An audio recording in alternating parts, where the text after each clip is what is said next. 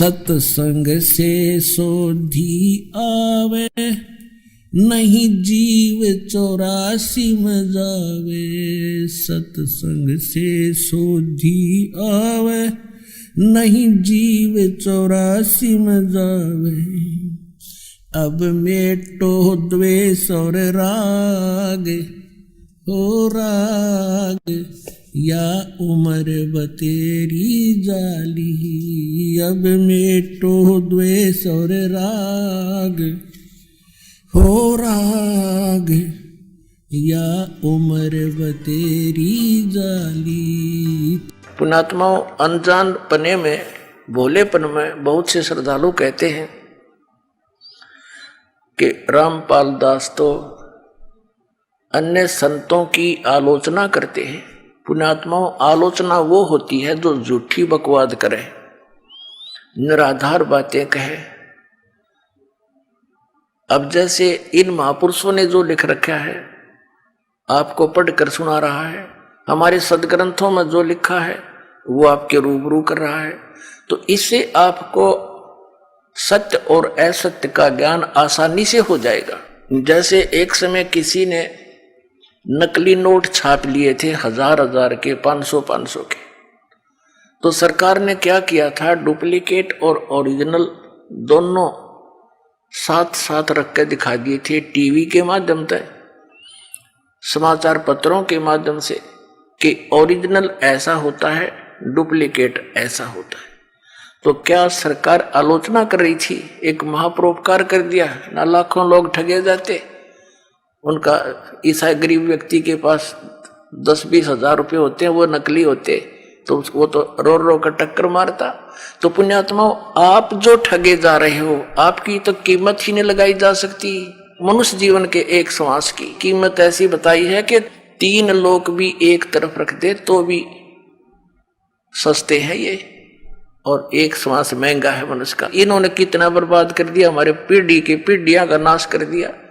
शास्त्र विधि विरुद्ध ज्ञान देकर उनको भूत प्रेत बनवा दिया, और फिर उनने पे श्राद्ध निकलवा कर फिर आगे रोजगार चला लिया। तो ये दास एक महापरोपकार कर रहा है, और बुद्धिमान समाज है, शिक्षित सभी मानव है, बहुत आसानी से अब ग्रहण हो रहा है। अगर 150 वर्ष पहले ये कोई शब्द बोल देता तो उद्मस्त करवा देते, ये नकली धर्मगुरु, ये डुप्लीकेट ज्ञान वाले। तो पुण्यात्माओं, आपका सौभाग्य है कि आप तक सच्चाई पहुंच रही है हमारे सदग्रंथों की। अब आपके समक्ष इनकी वे ऑफ वर्शिप दिखाते हैं। आदि शंकराचार्य जी ने कौन सी भक्ति बताई है। एक तो यह बता दी, श्री शिव और कृष्ण और विष्णु की भक्ति करो, श्री शिव जी की भक्ति करो, गीता का पाठ करो। फिर ये क्या बताते हैं, प्रातः उठ के, ये देखिएगा एक और दिखाते हैं बीच में, इनकी कलाबाजी देखिए 69 पे। आत्मबोध में माया उपाधि वाले चेतन को ईश्वर कहते हैं, और इस प्रकार उपाधि भेद से जीव ईश्वर भेद दृष्टि जब तक रहती है तब तक जन्म मरण आदि रूप संसार निवृत्त नहीं होता। इसलिए जीव ईश्वर में अभेद दृष्टि होनी चाहिए, यानी जीव और ईश्वर एक है। हो गया क्लियर? जीव ही ब्रह्म है, जीव ही ईश्वर है, यह कसर रही थी। अब 51 पृष्ठ पर आते हैं, ये देखिएगा 51 पृष्ठ पे इनकी पूजा क्या है। यह संपूर्ण जगत अदृश्य भाव रूप चेतन में है। इस प्रकार बुद्धिमान पुरुष सावधान होकर नित्य प्रति अपने आत्मा का ब्रह्म भाव से चिंतन करे। अब क्या है इनका स्मरण, कि अपनी आत्मा को ही परमात्मा जान के इसका ध्यान करे। ठीक। अब फिर इन्होंने और भक्ति विधि बताई है 47 पृष्ठ पे। 47 पृष्ठ पर भक्ति विधि बताई है। इस चित्त को सभी ओर से खींचकर निर्विशेष आत्मा रूप में प्रतिष्ठित कर देने को समाधि कहते हैं। बस अपने चित्त को खींच के आत्म स्वरूप में प्रतिष्ठित कर ले कि मैं ही भगवान हूं, नो मान ले, या समाधि होगी इनकी। इनका कहने का तात्पर्य यह है कि यदि किसी पर कोई दुख, रोग आदि का आक्रमण हो तो ये मान ले कि मैं शरीर नहीं हूं, ये दुख मुझे नहीं हो रहा, मैं तो आत्मा हूं। बताया कोई बात हो इनकी? पुण्यात्मा, एक समय ये दास, यहां हरियाणा के अंदर एक गांव है पिंडारा, और उस पिंडारा गांव के ऊपर एक तीर्थ है, इनका, जहां अमावस्या के दिन स्नान करते हैं लोग। तो वहां एक 2 घीसापंथी आश्रम है, 2 संतों के। तो उनमें से एक ने सत्संग करवा रखा था 4-5 दिन का। तो वहां बुला रखे थे कई साधु प्रवक्ता, प्रवचन करता। उनमें से एक था ये सरस्वती, यानी ये आदि शंकराचार्यों का चेला। वो यही कह रहा था रह के कि आत्मा ही परमात्मा है, जीव को भ्रम हो गया है कि तू शरीर है, तू देह है, इसलिए ये दुखी है। और प्रवचन करे, बड़ी बड़ी बातें बनाओ और कथा सुनावे।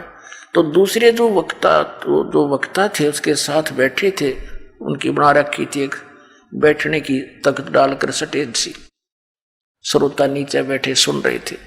तो अन्य वक्ता बड़े अपने आप को उससे डिप्रेस समझ रहे थे, और श्रोता भी उसकी बातों को सुनकर ऐसे ताली पीट रहे थे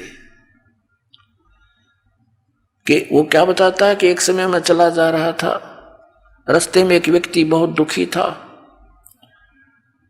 पीड़ा से कराह रहा था। मैंने उसको बताया कि तू शरीर नहीं है, तू तो आत्मा है, आत्मा निर्लेप है, निराकार है, उस पर ये विकार नहीं होते, दुख सुख उसको होता ही नहीं।